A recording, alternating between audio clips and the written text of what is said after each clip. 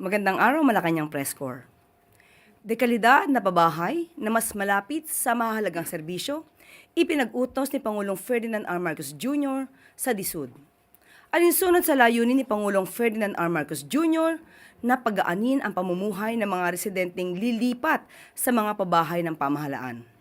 Ipinag-utos ngayong araw ng Pangulo sa Department of Human Settlements and Urban Development sa pangunguna ni Secretary Jose Ramon Aliling na unahin ang pagbibigay ng mga dekalidad ng mga pabahay malapit sa trabaho, terminal, at iba pang pangunahing serbisyo ng pamahalaan. Kaninang umaga, nagkaroon ng pagpupulong si Pangulong Marcos Jr. at Secretary Aliling kasama ang ibang mga opisyal ng DSUD upang pag-usapan ang mga nagawa at mga nakapilang programa pa ng ahensya. Ipinag-utos din ng Pangulo sa DSUD na isulong ang pagkakaroon ng flexible at abot-kayang paraan ng pabahay para sa mga low at middle income na pamilya, kagaya ng rental housing at ibang programa. Mas simpleng proseso para magkabahay. Ipinag-utos din ng Pangulo ang pagkakaroon ng mas simpleng proseso para makapagbayad. Ang Pangulong Marcos Jr. ay naniniwala sa kahalagahan ng pamilyang Pilipino na magkaroon ng disente, abot-kaya at dekalidad ng mga pabahay. Sektor ng agrikultura patuloy na bumubuti sa ilalim ng Pangulong Ferdinand R. Marcos Jr. Patuloy na nagbubunga ang mga hakbang ni Pangulong Marcos Jr. sa sektor ng agrikultura. Layunin nitong mapagaan ang pamuhay ng mga magsasaka at mga mangingisda sa bansa. Sa isinagawang meeting kaninang umaga ni Pangulong Marcos Jr. sa DA Secretary Francisco Tio Laurel Jr. kasama ang iba pang opisyal. Ikinatuwa ng Pangulo ang ulat ng ahensya na nagpapatuloy na kontrolado ang African Swine Fever o ASF sa bansa matapos na makapagtala ng 90% efficacy rate ang bakuna laban dito. Sa ulat ng DA, halos 500,000 ng mga baboy ang nababakunahan ng pamahalaan kontra ASF sa ilang bahagi ng bansa kasama na dito ang Batangas, Rizal, Laguna, Bulacan, Tarlac at Pampanga.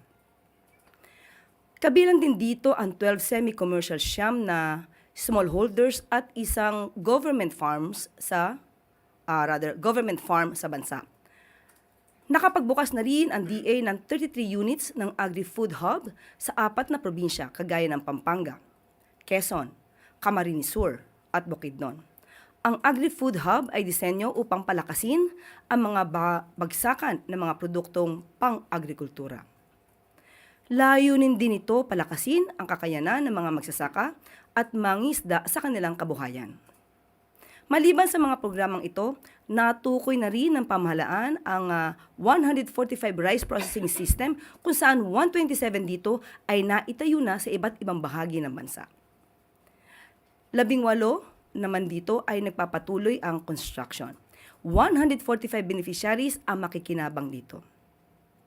Samantala, malugod namang ibinalita ng DA na nakatakdang magbukas sa susunod na buwan, January 2026, ang isang mega cold storage facility sa Pili, Camarines Sur. Mayroon na ring 33 units na ang na-identify ng pamahalaan na mabibigyan ng cold storage facility sa bansa. Sa liderato ng Pangulo, lahat ay aangat, lalong-lalo na ang mga magsasaka at mangingisda na malapit sa kanyang puso.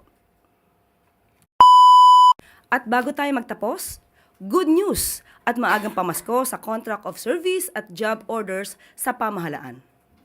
Makakatanggap ng one-time gratuity pay na hanggang 7,000 pesos ang mga contract of service at job order workers ng pamahalaan para sa taong ito. Inaprubahan ni Pangulong Ferdinand R. Marcos Jr.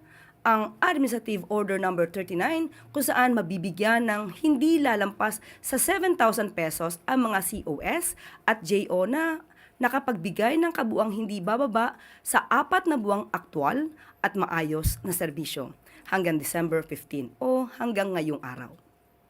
Saklaw ng gratuity pay ang mga kontrata ng national government agencies, state universities and colleges, government-owned or controlled corporations at local water districts. Hinihikayat din ang mga local government units na magbigay ng gratuity pay sa kanilang CEOs at JO workers, depende sa pag-aproba ng kaukulang supplemental budget at sa availability ng pondo. Ang mga COS at JO workers na nakapaglingkod ng mas mababa sa 4 na buwan hanggang December 15 ay makakatanggap din ng prorated na gratuity pay.